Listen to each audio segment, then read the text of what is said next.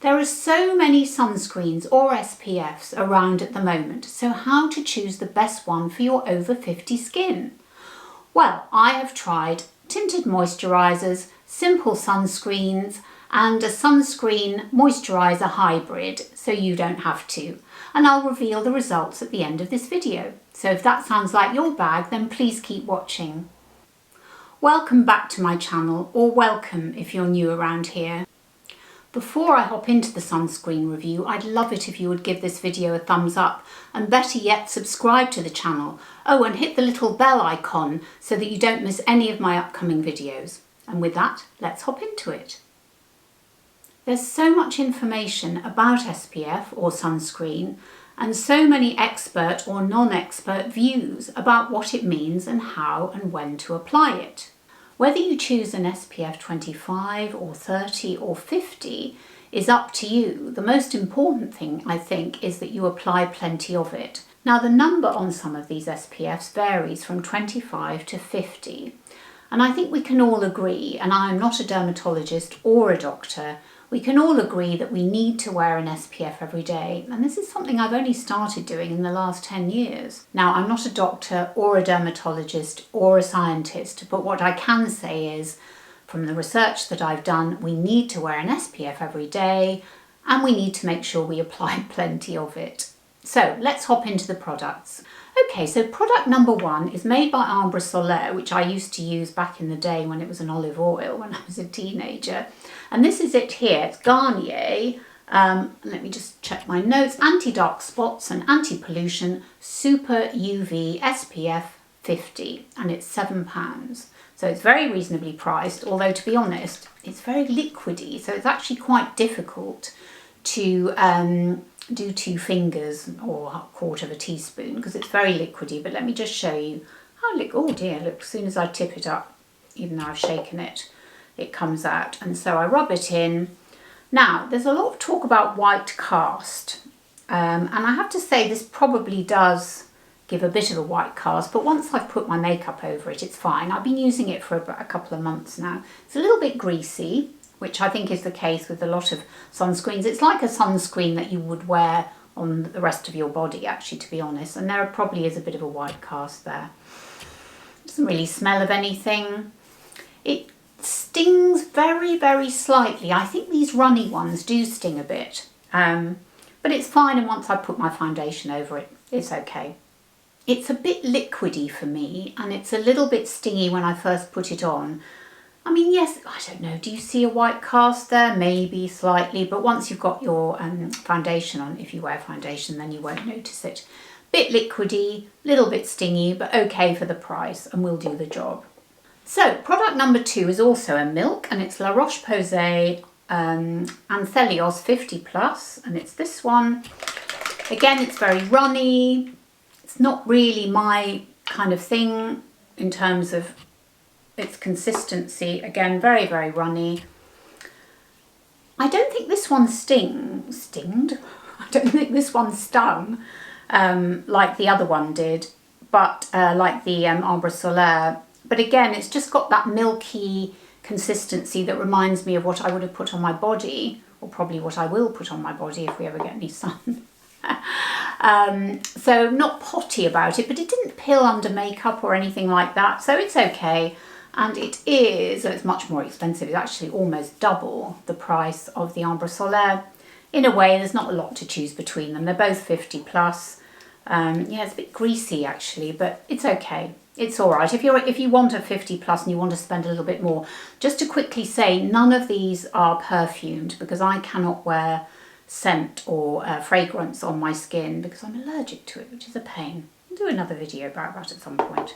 So this is the Anthelios 50+, La Roche-Posay, not fragranced, which is good. None of these products are fragranced. A bit pricier than the Garnier, so on balance, if you wanted to go cheaper, I would definitely use the Garnier. Not a lot of to choose between them really, but okay. Now let's go with another La Roche-Posay product, which is this one. Now this is much more my bag. This is a cream. Let's put it on the other hand.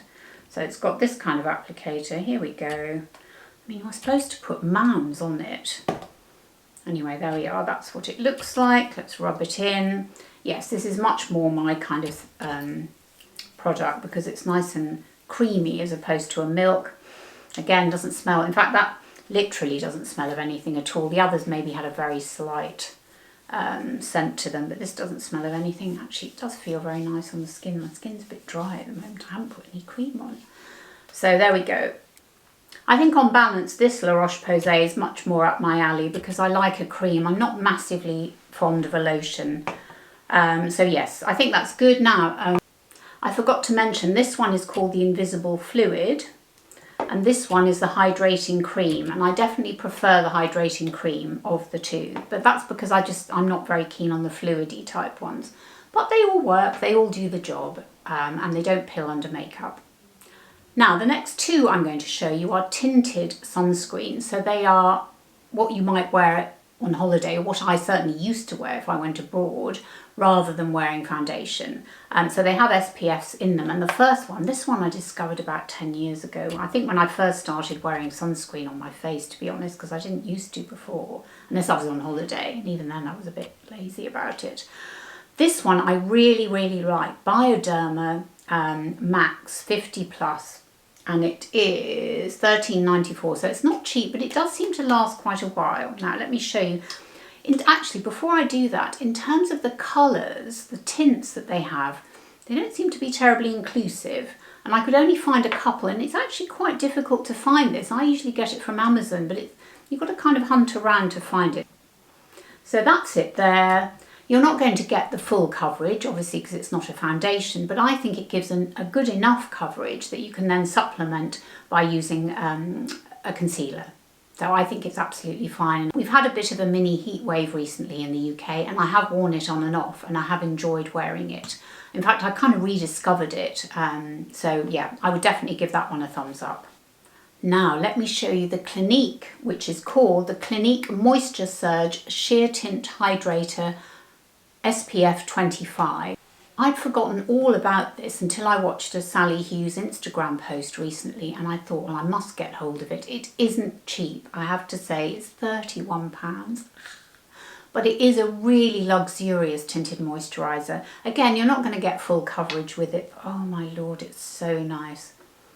That's what it looks like. I am in the shade, what shade am I in? I will tell you in a minute if I can just see it. Ah, here we are. Universal Light Medium. And I think it is a really good...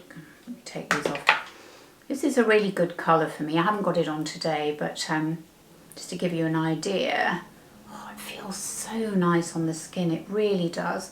And it gives a decent coverage. It doesn't cover everything, but as I say, you can just top it up with concealer. There it is. And then you can carry on with your makeup. You know, you can put your powder on and all the other bits and bobs that you want to, and it is absolutely lovely. It's unscented, of course, as all Clinique products are. It gives a nice glow to the skin, but it's not too glowy. I really, really like it. So that is the Clinique. I mean, not cheap, obviously £31. Not cheap, but very, very good product. And finally, we come to the CeraVe Facial Moisturising Lotion, which I'm saying very carefully because it's not easy to say very quickly. And it is an SPF 25 and it's £10.40. Now this is the hybrid that I was talking about because obviously it's not an SPF exclusively. It's actually a moisturiser but with SPF 25 in it. Now I absolutely love this. I wear this a lot. And that's it there. Very reasonably priced, £10.40. I mean, let's just compare and contrast. There's 52 ml in this. And there's, how much is in some of the others? See, there's, in these little runny ones, that's only 40 ml. Mine is £7. This is 50 ml. They're all different sizes. It's funny that, isn't it? Anyway, I think this is a great product. CeraVe products are wonderful.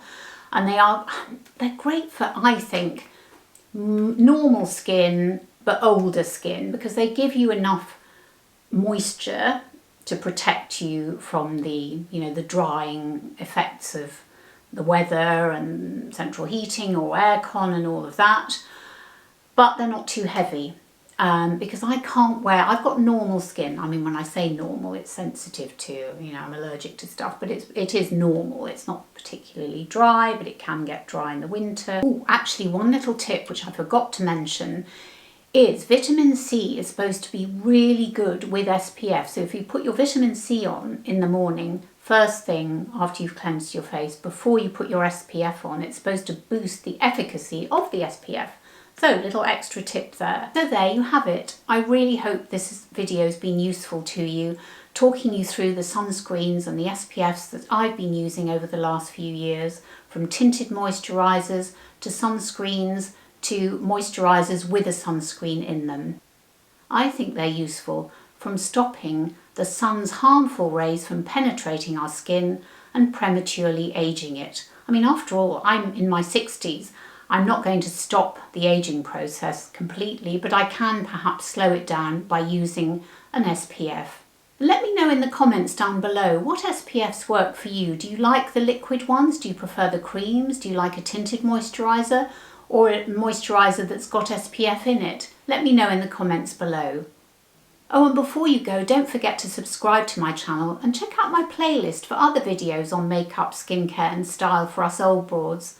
And thanks again so much for watching, and I'll see you on the next one. Bye!